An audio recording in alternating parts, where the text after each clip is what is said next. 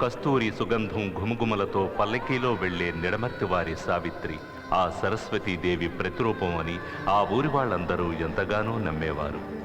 దేవీ నవరాత్రులు జరిగే రోజుల్లో మహారాజు రామవరం వచ్చారు.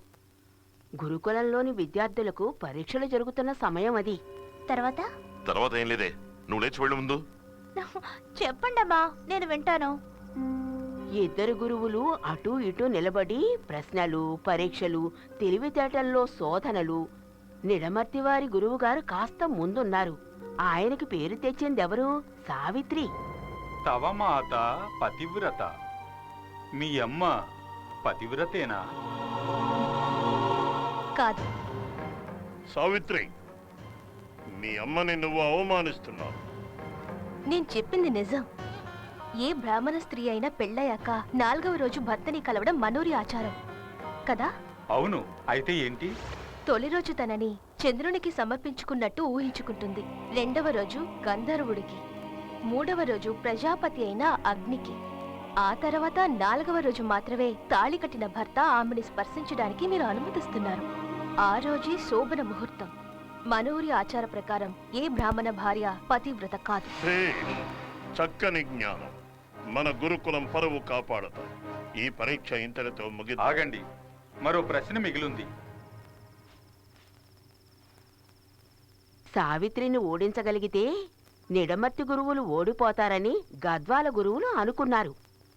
మనవరాలి వయసున్న ఆ సరస్వతి ప్రతిరూపాన్ని ఆ గురువులు అప్పుడు అడగరాని ప్రశ్న అడిగారు. పంచేంద్రియాలను మైమరిపించే రసాలలో ఎంతో గొప్ప రసం ఏది? ఆ ప్రశ్నకి సావిత్రి ఏం చెప్పింది?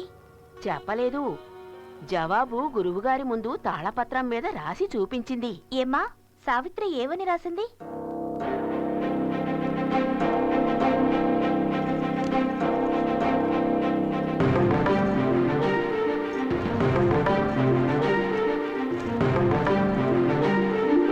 కామరసం. తన తలరాతను తనే మార్చి రాసుకుంది సావిత్రి.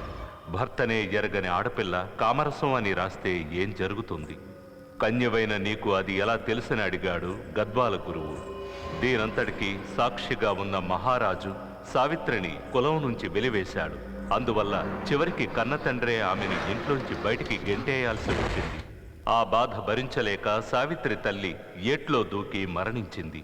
ఆశ్రయం కోసం ఆ ఊళ్ళో వాళ్ళందర్నీ ప్రాధేయపడింది సావిత్రి. ఒకరోజు గద్వాల వారి ఇంటి తలుపు తెరుచుకొని ఆమె లోపలికి వచ్చింది. తనకి దుస్థితి కలగడానికి కారణం గద్వాల గురువేనని చెప్పి కడుపు మంటతో శపించింది. తర్వాత అక్కడి తులసి కోటకు తలబాదుకొని చనిపోయింది. గద్వాల వారి కారణంగా తన కూతురికి ఏర్పడిన దుర్గతిని తలుచుకుని నిడమర్తి గురువు తన శాంత స్వభావాన్ని వదిలేశాడు. తమని కాపాడని దేవతలను వద్దనుకున్నాడు. తన పూజా మందిరంలో దుష్టశక్తుల్ని ప్రతిష్ఠించాడు. అప్పటికి సావిత్రి ఆత్మ దెయ్యంగా మారి ఊళ్ళో బీభత్సాన్ని మొదలుపెట్టింది. అగ్ని కాజ్యం తోడైనట్టు తను మరణించిన చోటే తండ్రి పగ తీర్చడం కోసం యక్షిణిగా మారి రామవరంలో తిరుగుతోంది సావిత్రి.